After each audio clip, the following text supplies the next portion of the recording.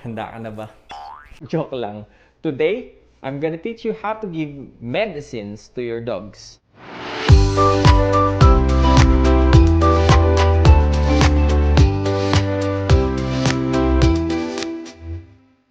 We have different kinds of medicines dito sa clinic. So, ipapakita ko sa inyo kung ano yung mga options or mga classes ng mga gamot na pwede nyo ibigay. But before that, tanggalin ko muna itong mask ko. So now, meron tayong tatlong klase ng gamot dito na ipapakita ko sa inyo. So, tinalikod ko sila kasi baka makita yung brand. Hindi naman sila sponsored eh. Joke lang. Pero in here, this one in here is a tablet. So, ang mga gamot comes in different forms. Pwede siyang tableta. Ito naman ay syrup. Kaya nakikita nyo yung syrup dyan sa loob. Syrup yan. At meron din tayong suspension. Kung saan sa suspension naman po, ito ay powdered drug na hahaluan natin ng either distilled water. And then, yun, kailangan siyang i-ref palagi. Yung difference niya, ito, hahaluan pa. Ito, ready syrup na. Ito naman, in tablet form.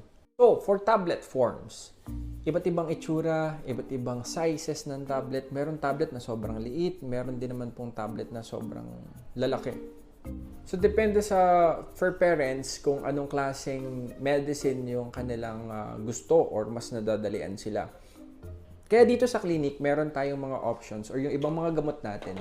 Meron tayong either tablet form at meron din naman siyang syrup form. Or minsan walang tablet form, syrup lang, o kaya meron siyang syrup pero walang tablet, or vice versa. Kasi po, ang mga fur parents is nakadepende sa kanila kung anong klase ang gusto nila or kung saan sila mas nadadalian. May mga fur parents na prefer nila tablet, meron din naman po mga fur parents na prefer nila ang syrup. So, kung tablet ang iyong preference, tingnan natin. Pakita ko sa inyo kung paano magbibigay ng tablet. Isang example ng tablet na usually binibigay sa clinic is yung dewormer. So, ang dewormer kasi natin, meron din siyang syrup form, meron din naman siyang tablet form. Pero ito yung pinaka-common na binibigay namin dito sa clinic. So guys, before I proceed, I hope dun sa mga hindi pa nakakapag-subscribe, please follow my YouTube channel. Subscribe nyo lang po ako and ring the bell for notifications para kayo ay notified sa susunod kong video.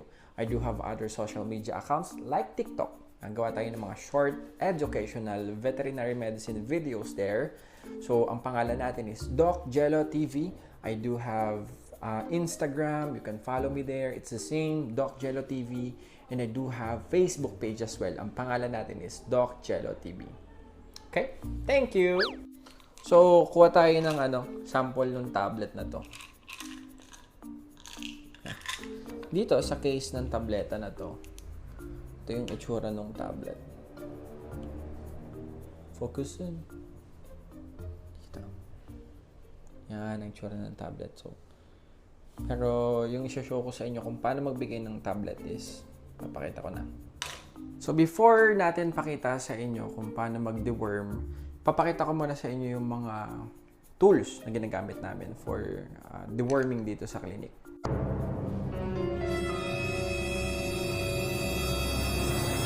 This one, ito ang tinatawag nating pill gun. So we have dalawang klase ng pill gun dito. Ito medyo sira-sira na itsura ng pill gun namin. Pero still, papakinabangan pa yan. Pill gun is very useful for dogs or cats na sobrang aggressive. Siyempre, ang pagde-deworm sa aso is very, very dangerous dahil of course, direct contact kami sa bibig. So kapag hindi namin nakita or naramdaman or hindi namin nalaman na agresibo pala yung aso, yung owner tuloy. Agresibo pala yung aso, syempre baka makagat kami. Usually pag kamay lang ang ginamit mo at naglagay ka ng tableta tapos medyo matapang pala yung aso, yari ka kasi direkta sa bibig ang pagbibigay ng tableta. Oh, no! So itong ginagamit namin na pill gun, dito mo ilalagay yung tablet. Usually dalawang klase siya. Bakit? Kasi this one is para yan sa maliliit na aso and para to sa tableta. Dito nilalagay yung tablet. And then ito naman is for big dogs. Usually dito natin nilalagay yung tableta sa tip tapos yung pak doon lang. So yan yung dalawang klaseng pill gun na meron kami dito sa clinic. Pero I usually prefer din ang paggamit nitong forceps, no? Kasi dito tayo naglalagay ng tablet, tapos ito rin yung ginagamit namin pang subo doon sa animal. Sumali sa tatlong to, pwede nyo gamitin for tablet. And of course, we have this. Ayun, may mga tablet pa sa loob, oh. Ito yung tinatawag nating pill cutter. So, meron kaming ganyan para mas madaling mag-cut ng tablet. At yun na nga, itong apat na to ang pinaka-basic namin na tools dito for deworming or yung other pagbibigay ng mga tablets sa aming mga pasyente. These are necessary things for you to have if you have a dog. Sa syrup naman po, ito yung ginagamit namin usually.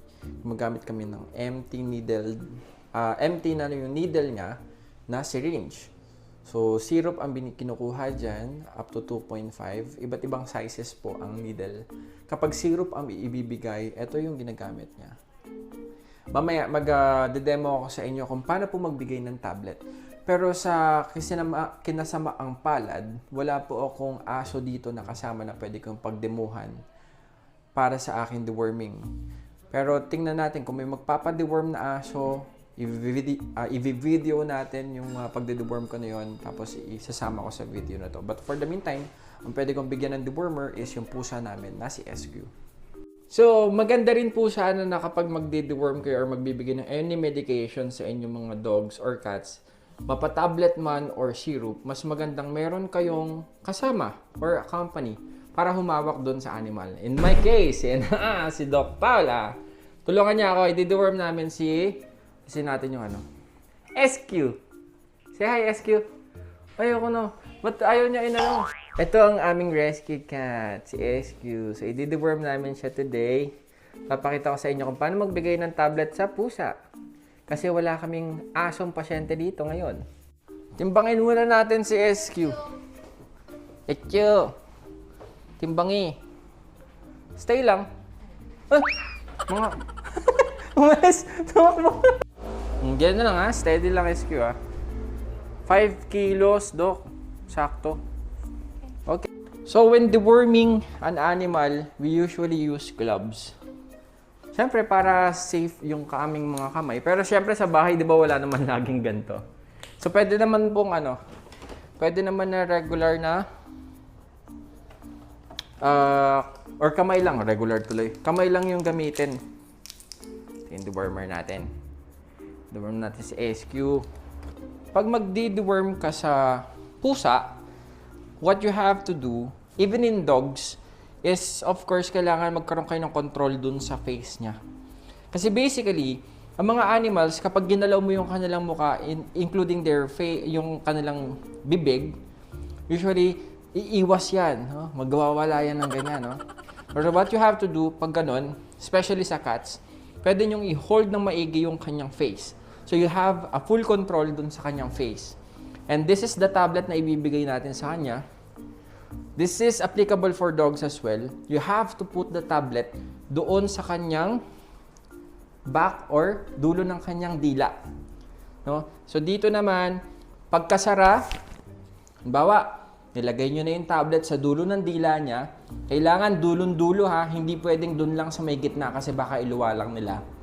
Pag nilagay nyo na yung tablet doon sa pinakadulo ng kanilang lalamunan, tatakpan yung mabilis ang kanilang bibig and you blow on the nose and imamassage nyo yung kanyang lalamunan. Okay? So, susubukan natin ibigay yung dewormer sa cat natin ha. Dito kay SQ. Okay. Close the mouth. Mabilis. Massage. The sign na nainom na ng animal yung tableta is kapag dumila na siya ng ganyan. Okay? So, ibig sabihin, nalunok na niya yung gamot. So, ganun po magbigay ng tablet sa inyong mga cats. And then siguro, if meron pa akong clip of deworming ng aming mga dog, ipapakita ko sa inyo. Sasama natin in this video. And then, ito na yun. Okay.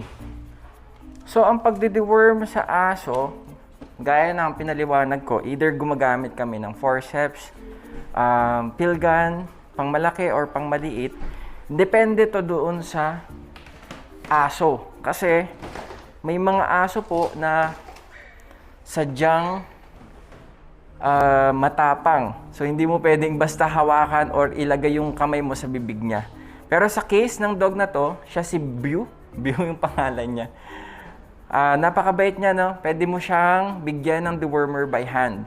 But ang protocol namin sa clinic, when we are giving dewormer, we are using gloves para less contact doon sa aso. Kasi alam naman natin mga certain na sakit is fecal-oral route or sa bibig na pumapasok. This is just a biosecurity protocol para sa kaligtasan ng aso or ng pasyente namin. And this is the dewormer. Ang pagbibigay, paki-forward, doc. Pakita mo yung aso. Ang pagbibigay, again, you have to control the head, open the mouth, and put the tablet doon sa pinakadulo ng dila niya. Remember to be relaxed and hayaan mo siyang lumunok. Pag nakita nyo na siya ay dumidila na, dumila na siya kanina eh. Ibig sabihin, nalunok na niya yung gamot. And that's it. Ngayon naman, magbibigay naman po tayo ng syrup. Ito, nakita nyo yung syringe natin. Meron na tayong hinalo na 1 cc. So, ito yung tsura nun. Kunwari, ito yung syrup or yung gamot na ibibigay natin. Tuturuan ko lang kayo ng paraan kung paano ibigay ng tama sa inyong mga dogs or cats. Okay, so for now, ang kasama ko naman na animal is si Eston. Siya yung rescued cat ni Doc Paula. So ngayon, itong syrup, water lang po ito. Pero ito yung i-example natin na pwedeng ibigay sa inyong mga cats. Kunwari, syrup siya. Lalo pag may sakit sila, naglilikot. Pag magbibigay kayo ng syrup sa animal, ang sekreto lang po dyan is dito sa gilid ng kanilang bibig. So again, you have to have a control doon sa kanilang face kasi most of the animals, they retract their heads or ginagalaw talaga nila. Hindi kasi sila sanay uminom. Ngayon, ang pagbibigay ng syrup, usually, nandito lang sa gilid ng bibig. Kunwari, ito na ha. Kung may mga animal na medyo sensitibo, for example, mga pusa, mas maganda na magbigay ng gamot, lalo yung mga syrup or yung mga suspensions natin, ng dahan-dahan. Opo, suglit lang. Kung magbibigay ka ng syrup, halimbawa 3 cc, unti-untiin mo, 0.5 muna yung ibigay mo, 0.5 hanggang sa maubos mo yung gamot. In case naman dito 1 cc yung ibibigay ko, ganito lang yung gagawin natin. Okay? Nung ka-water. Sa side ng kanyang pisngi. Opo, opo. Have control sa buong head. Dahan-dahan. Ay, kita yung siya umiinom, di ba? Ito sa kabila. It's okay. So, maganda rin po talaga na meron. Ito na, konti na lang, oh. There you are. Very good. Mas maganda na meron kayong kasamang hahawak sa inyong animal pag magbibigay kayo ng gamot. Most of the animals po kasi na binibigyan ng mga gamot is hindi talaga sila sanay. Minsan, bukod sa hindi sanay, hindi pa nila gusto yung lasa. Suspensions and other syrup have different flavors. Kumbaga, hindi lahat gusto nung animal yung lasa. May mga lasang vanilla pero very frothy yung cat. Meron din ng mga dogs na gusto yung lasa ng vanilla. So it's not general. Hindi sa lahat ng pagkakataon ay gusto ng animal yung lasa. So make sure mas maganda pag magbibigay kayo ng mga syrup or suspension solutions is meron kayong tagahawak. Kung mag-isa lang kayo, make sure kaya nyo ibigay yung gamot. Kung maraming ibibigay, for example, 3cc hanggang 10cc, so medyo madami yun, what you can do is unti-untiin yung pagbibigay at huwag niyong bibiglain. Lalo sa mga tuta, at least sila na mag-aspiration pneumonia kung saan yung gamot na iniinom nila ay mapunta sa kanilang baga. Kaya advisable din po na dahan-dahan lang yung pagbibigay ng syrup o kaya di ka solution suspension sa mga dogs or cats. One consideration din is yung ating mga cats. They are very sensitive when it comes to giving syrup. May mga pusa po na nagpa-froth. So, pag sinabi nagpa-froth, naglalaway sila ng sobra kapag nakatikim sila ng mga medyo hindi nila gusto yung lasa. So, I experience it here in the clinic. Marami, most of the cases ay mga nagpa-froth na pusa. Kapag kaganyan, nagbibigay kami ng alternative medication in the form of tablet. Definitely, that's what everything I have to say about this video. Kung gagamit kayo ng pill gun, may mga available pong pill gun. Kung gagamit kayo ng forceps, meron din mga nabibiling ganito sa mga medical supply. And yung isa pang klase ng pill gun, kung ano yung pinaka-convenient sa inyo, basta safe kayo, safe yung animal, hindi kayo masasaktan at hindi rin naman masasaktan yung animal. Feel free to use it. One advice that I can give sa inyo lahat is pag nagbigay ng gamot or nagreseta ang inyong mga doktor, sundan kung ano yung nakasulat, tapusin kung ano ang nakasulat. May mga tao kasi na kapag nakita nilang okay na yung nararamdaman or okay na parang wala ng problema yung kanilang animal, tinitigil na nila yung pagbibigay ng gamot. Which is wrong. Kung ano yung nakasulat dapat, pag sinabi ng doktor na iinumin niya to ng 7 araw or pag sinabing 30 days, tapusin po natin sa designated na panahon. At kapag po sinabing 3 times a day, hindi po ibig sabihin yan umaga, tanghalian, hapunan.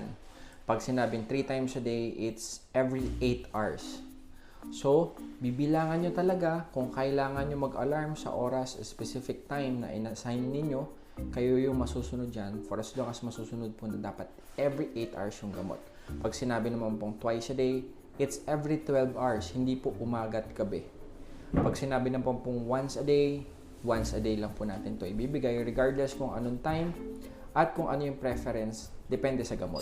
Meron din naman pong mga advice sa mga doktor kung saan may mga gamot na hindi pwedeng pagsasabayin.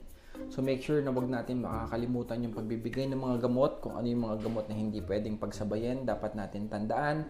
At inote natin kung pwede lang gawan natin ang schedule, please do so. Ang mahalaga lang dito is masusunod kung ano yung in-advise ng doktor para yung compliance natin, malalaman natin kung talaga bang okay at magiging okay ba talaga ang inyong mga pasyente. Doon sa mga magbibigay ng gamot, napakadaming klase ng gamot na nandito, no? Meron din naman tayo mga vitamins like this, supplements, and may mga soft gel, capsules, meron din naman mga suspensions like this one, nandito. So, especially itong mga multivitamins, if you're gonna give supplements for daily use or for maintenance ng inyong mga dogs, it's important na matutunan ninyo yung proper na pagbibigay. And syempre, dapat hindi malilimutan. So, hindi lang po ang inyong mga aso at pusa ang dapat umiinom ng vitamins. Tandaan po natin that we are still in pandemic. So, nandyan pa rin po ang COVID-19. I advise everyone na uminom din po kayo ng multivitamins. Kung hindi niyo napipigilan or hindi niyo nakakalimutan magbigay ng multivitamins sa inyong mga dogs or cats, sana ganoon din sa inyong mga sarili. Dahil syempre, kapag nagkasakit kayo, kawawa ang inyong mga aso at pusa. Diba? That's everything for this video. If you have any more questions, you can write down below sa comment section. And again, for those na hindi pa nagsusubscribe in this channel, try to click the subscribe button. Sama nyo na rin yung notification bell para notified kayo sa susunod kong video. Kung meron kayong gustong malaman or pwede kong i-discuss, you can comment it down. Subukan natin i-discuss yan sa susunod kong video. Mayroon tayong mga subscriber na gusto ng shoutout. Shoutout natin si Arvin Alimagno. Tapos si Doc Balds ba yun? Nalimutan ko yung pangalan. Ayun, nakita ko na si Doc Balds Vlogs. Parang brad ko ata to si Doc Balds. Ngayon ko lang to napanood, Doc, sorry. Pa-shoutout naman daw. Kamusta kayo, tol? Shoutout sa inyo dyan. So, doon sa mga gusto po magpa-shoutout, just comment down below kayo. At try natin kayo i-shoutout sa susunod kong video. Okay guys, that's it for this video. Salamat po for watching. See you on my next vlog. Paalam po. Bye-bye! Salamat na lang sa lahat. Bye-bye!